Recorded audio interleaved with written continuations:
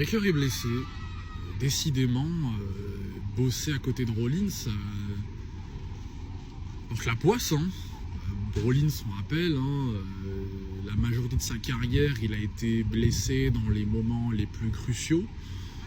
Donc, champion du monde 2015, sauf que il se blesse en fin d'année et du coup il ne fait pas la Road à Mania 32, donc en 2016. Il se blesse pour la Road à Mania 40 et il réussit à gratter un main event de WrestleMania grâce à Tonton Reigns et le lien du Shield. Et l'année dernière, du coup, 2025, Crown Jewel, il a fait le prover. Coast to coast headbutt, move en plus qui est même pas beau, qui se blesse en étant le champion plus ou moins le plus intriguant de l'année avec la dynamique de groupe The Vision qui se crée, tout ça, toute cette histoire. Il se blesse et du coup, normalement, il aurait dû assister à la Road à Mania 42 en tant que champion, quoi, et en étant l'intrigue principale avec The Vision, Breakker, même peut-être des challengers comme Punk. Enfin, la Road n'aurait rien eu à voir, quoi. Donc, et là vous avez Breakker qui va louper la Road à Mania 42 visiblement, car il me semble que de ce qu'ils ont dit, il faisait du terre à la maison et il a eu une hernie discale ou un truc comme ça, un truc qui a popé dans son dos, du coup il allait se faire opérer d'urgence. Donc là en fait The Vision a perdu ses deux plus gros persos.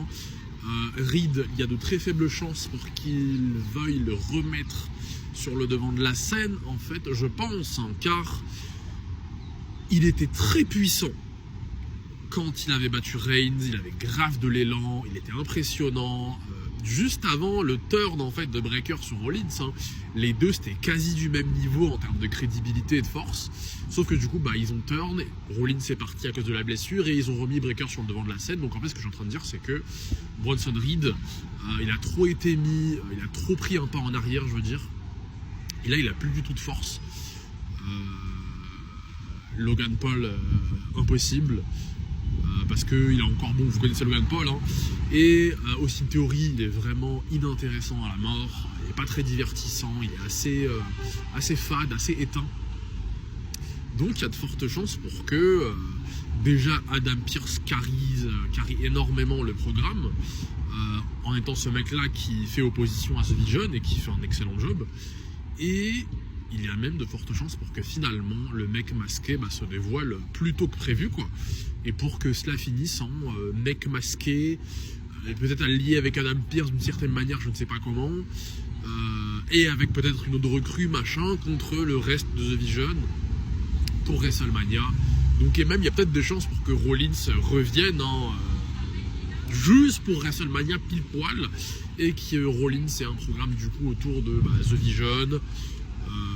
Mais bon, sans Breakker, puisque c'est Breakker qui a turn, et c'est clairement Breakker qui a pris le plus de puissance au cours de ces dernières semaines, ça va être compliqué, je pense, quand même à booker, à bien structurer, que ce soit intéressant, car en fait trop de variables trop importantes là ne sont plus présentes.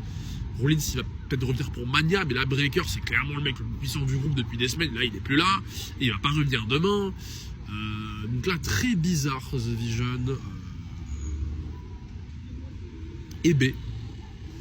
Rollins, tout ce qui est Seth Rollins, c'est pas ouf,